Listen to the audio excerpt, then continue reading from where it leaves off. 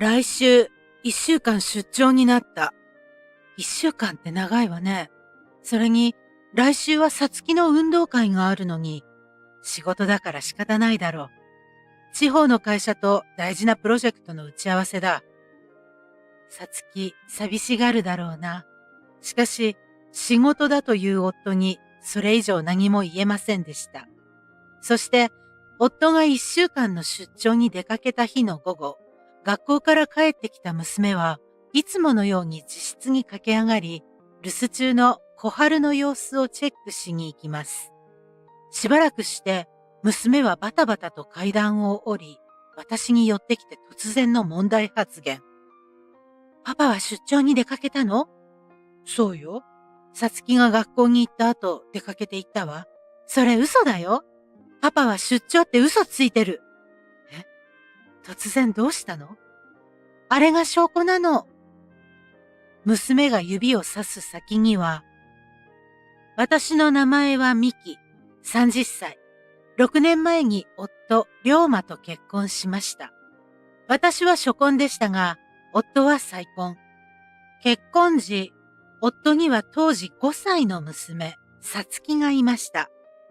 夫の前妻は娘を置いて家を出て行ってしまったそうです。夫との出会いは、私が働いていた保育園にさつきが入園してきたのがきっかけ。送り迎えで何度か顔を合わせていくうちに、彼から誘われ、3人で遊園地に遊びに行ったのが最初のデートでした。幸い、さつきも私に懐いてくれていたこともあり、1年ほどお付き合いをして結婚。娘は私のことをママと呼び、本当の親子のように過ごしてきたのです。そんな娘ももう小学5年生。ある日、学校から帰ってきた娘の胸元で、ぬいぐるみがみゃーみゃー泣いています。よく見ると、ぬいぐるみだと思ったのは小さな子猫。ただいま。ママ、お願いがあるの。その猫ちゃんどうしたの？河原でね、箱に入って泣いてたの。飼ってもいいでしょ？娘は無類の動物好きで、特に猫が大好きです。これまでは一緒に猫カフェに行ったりして気を紛らわせていたのですが、とうとう拾って帰ってきました。さつきがしっかりお世話をする？毎日ご飯やお水をあげたり、トイレの掃除をしたり、できる？うん、できる。ちゃんとお世話する。子供の頃に動物を飼うことは命の勉強にもなるし、私は賛成です。今までは夫が渋っていました。わかったわ。パパにはママからお願いしてあげる。やった！早速この子のお家を作らなきゃ。娘は大喜びで段ボール箱で子猫の家作りを始めます。その夜、帰宅した夫に子猫のことを話すと、興味なさげに、さつきが飼いたいならいいんじゃないと一言。反対されるのをどう対処しようかと悩んでいたので、少し拍子抜けしました。こうして、我が家に新しい家族が増えたのです。子猫の名前は小春。娘は学校から帰ってくると、すぐに小春の待つ自室に駆け上がっていきます。小春は大きくなってくると、行動範囲も少しずつ広くなり、リビングで過ごすことも増えてきました。やっぱり猫って癒されるな。そんなことを思いながら家事を片付けます。家族に猫が加わって、生活のちょっとしたスパイスにもなっていました。しかし、最近ちょっと気になることがあるのです。それは、夫のこと。小煩悩な人だと思っていたけれど、この頃、娘とほとんど会話を交わしていません。娘だけじゃなく、私との会話もめっきり減っています。私が話題を振っても上の空というか、興味なさげに返事をするだけ。結婚当初はそんなことはありませんでした。ミキ、今度の休みはさつきを連れて遊園地にでも行かないか？いいわね。さつき喜ぶわよ。さつき、今今度のお休みは遊園地に行くことになったよ。わーい、やったー。さつき、どんな乗り物に乗りたい？メリーゴーランド。おお、そうか、メリーゴーランドか。久しぶりにいいかもな。夫から話しかけてくれることの方が多いくらいで、毎日会話が弾み、楽しかったです。ところが、最近は家族で食卓を囲むことさえ少なくなり、娘と二人で食事を済ませることが多くなっています。その分、娘との時間が濃厚になり、さらに距離が近くなった気はしていますが、最近の話題は、もっぱら子猫の小春です。そんなある日のこと。ママ、さつきが学校に行ってる間、小春は何してるのかな？そうね。一人で遊んだり、寝たりしてるわよ。猫の動画でね、ペットカメラで撮ったのとかあるんだよ。さつきもペットカメラ欲しいな。さつきがいない間、小春が何してるか動画に撮ってみたいんだ。そう、そんなのがあるのね。確かに、私たちが外出している間、小春が何をしているのか私も興味があります。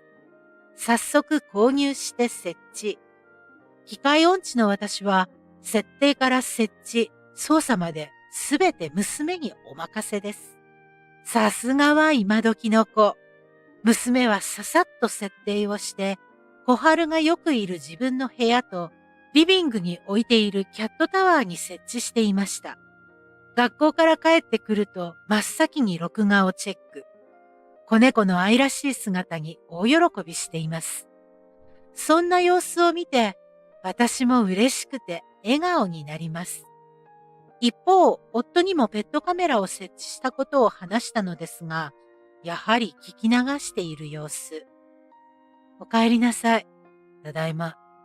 あなた、さつきとね、ペットカメラを設置してみたの。飼い主が留守中の猫の様子がとっても可愛いの。そうなの。パパ、見て見て。さつきが学校行ってる間、小春はこんなことしてるの。ああ、そうか。パパは疲れてるから後で見るよ。なんだつまんないの。残念そうな表情の娘の横を素通りし、寝室に直行してしまいました。その夜、ベッドに横たわり携帯をいじっている夫に話しかけます。さつきしょげてたよ。パパが見てくれなかったって。は？何を？子猫の様子を撮った録画。ああ、興味ないしな。そんな言い方ある？あなたの娘でしょ？うるさいな。疲れてるのにごちゃごちゃ言うなよ。俺の娘だし、見なくても別にいいだろう。私は夫の自分勝手な言い分に呆れて、話す気も失せました。結局、その後も夫は猫にも娘にも無関心で、帰宅しても食事をしてお風呂に入ると、すぐに寝室に直行。何をしているのかと思って見に行くと、携帯をいじっています。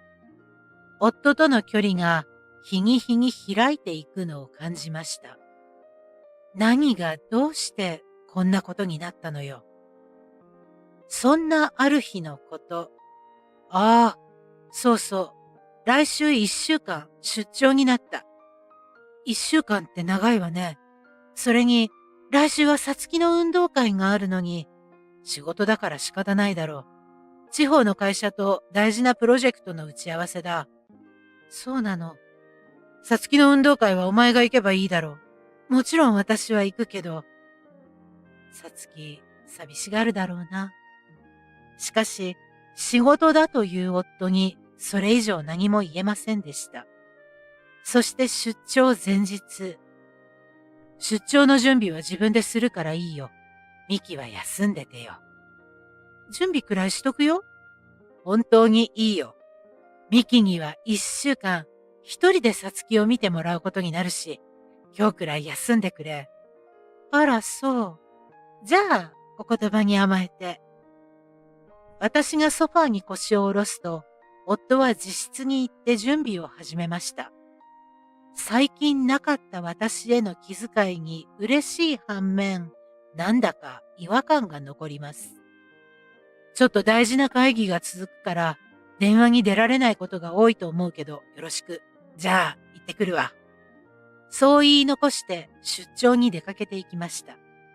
その日の午後、学校から帰ってきた娘はいつものように自室に駆け上がり、留守中の小春の様子をチェックしに行きます。しばらくして娘はバタバタと階段を降り、私に駆け寄ってきて突然の問題発言。パパは出張に出かけたの？そうよ。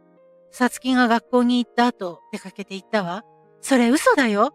パパは出張って嘘ついてる。え？突然どうしたの？あれが証拠なの。娘が指をさす先にはペットカメラが。え？証拠ってペットカメラが？そう。これにね、証拠が録画されているの。そう言ってさつきは自分のタブレットに入っているアプリを開き、録画された動画を再生します。まさか、そんな。動画に映っているのは確かに夫。夫は誰かと電話をしています。その会話の内容に私は固まってしまいました。ママ、ごめんなさい。なんでさつきが謝るの？だってパパが、さつきは何も悪くないわ。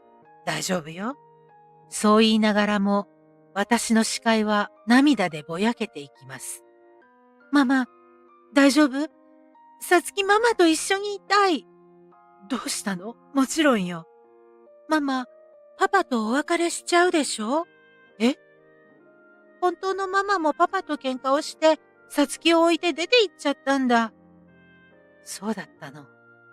さつき、ママを困らせるパパは嫌い。そう言うと、娘は私に抱きつき、大泣き。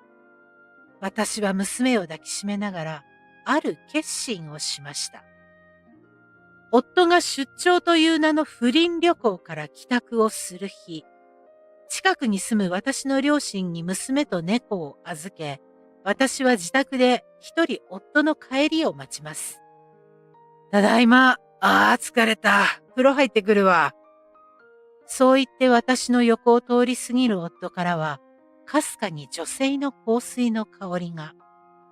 夫は娘がいないことも気にかけていないようで、ほんの少し残っていた夫に対する気持ちは一瞬にして消え去りました。風呂から上がってきた夫に証拠を見せることに。あなた、これ。夫は私が突きつけた娘のタブレットを見て言い捨てます。なんだよ、また猫動画かよ。俺は疲れてるの。もう寝たいんだけど。私は無言で再生。録画映像内の夫はソファーに座り誰かと話しています。2階で嫁と子供が寝てるし、小声だけど聞こえる？よかった。明日からの旅行が楽しみだな。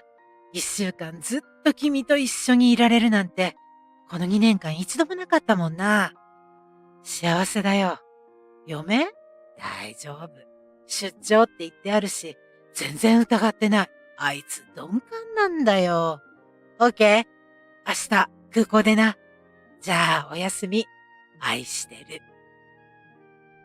夫とその通話相手との付き合いは最低でも3年ということも会話内容からわかりました。夫は明らかに焦った様子。そんな夫に私は畳みかけます。これは一体どういうことかしら。出張って嘘だったのね。これは、というか、こんな隠し撮りなんてひどいじゃないか。隠し撮りって、これはペットカメラで録画された映像よ。ペットカメラを設置するって話してあったでしょ？そんなの知らない。さつきの仕業か。さつきのせいにしないでよ。あなたの自業自得よ。不倫の何が悪いんだよ。ちょっと遊んでるだけだろ？は？何開き直ってるのよ。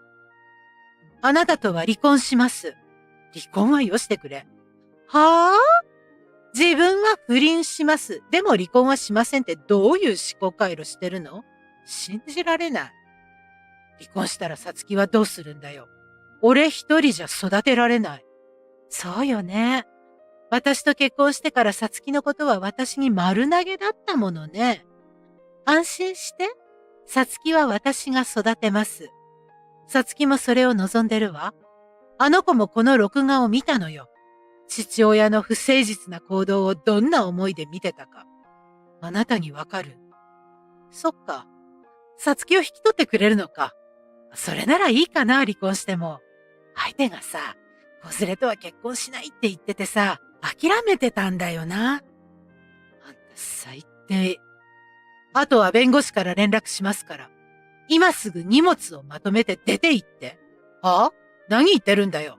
出て行くならお前が出て行けよ。何か勘違いをしてるようだけど。この家は私の家よ。あ、怒りが最高潮に達していた私は、出張に持って行ったスーツケースごと夫を玄関から放り出しました。そして後日、弁護士を通して離婚と慰謝料、娘の養育費の請求をし、不倫相手にも慰謝料を請求。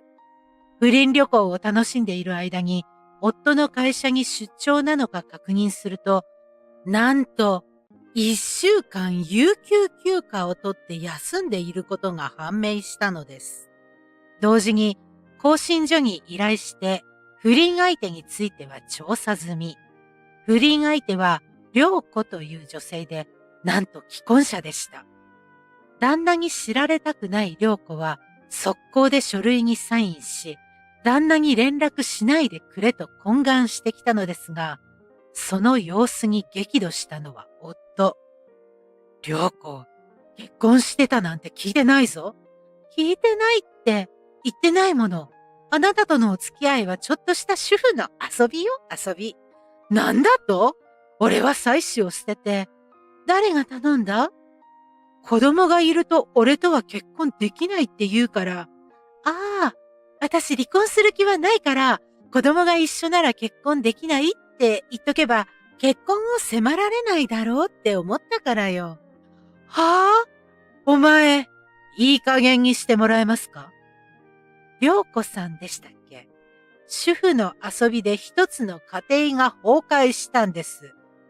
それで自分の家庭を守りたいって、あまりにも身勝手ではありませんか？残念ですが、すでにご主人はあなたの不倫をご存知ですよ。は？主人が知ってるってどういうことよ？龍馬と不倫旅行に行ってるってことの裏付けのため、あなたのご主人に確認しましたから、女友達とハワイ旅行ってことになってたそうね。ひどいじゃない。ひどいことをしたのはどっちだ？お前だろ、良子。あなた、どうしてここに？今日、慰謝料請求をすると聞いていたから、一緒に手続きをするのが手っ取り早いと思ってな。こちらも龍馬さんと良子に慰謝料請求をする。それから、良子、お前とは離婚だ。そんな、待ってってば、離婚は嫌。そんな。夫はがっくりと肩を落とし、うなだれています。その隣で必死に旦那にしがみついて、泣き叫んでいる不倫相手。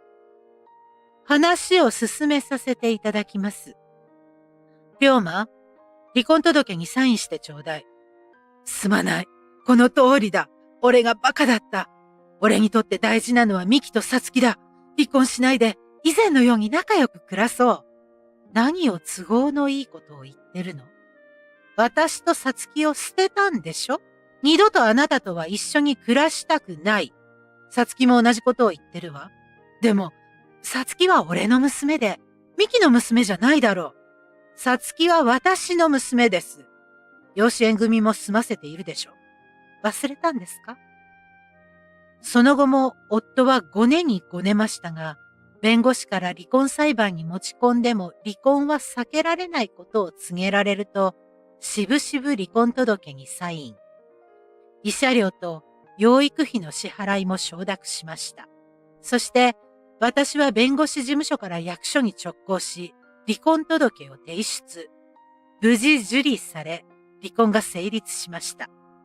その後の夫はというと、私への慰謝料と娘の養育費、不倫相手の旦那への慰謝料の支払いで多額の借金を背負うことに。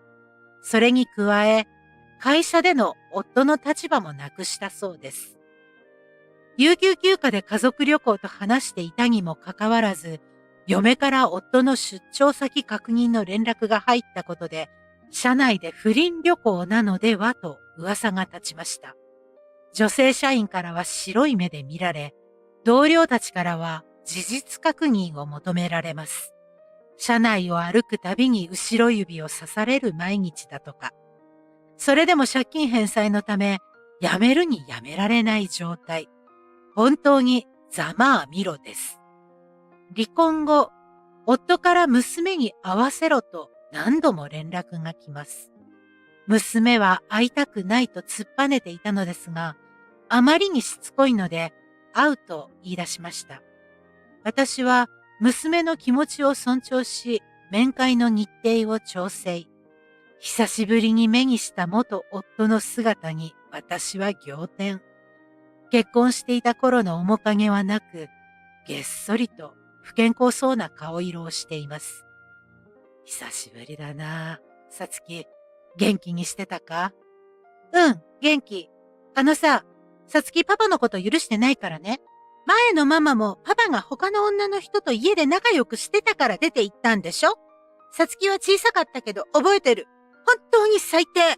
もう二度と会いたくないし、迷惑だから連絡してこないでね。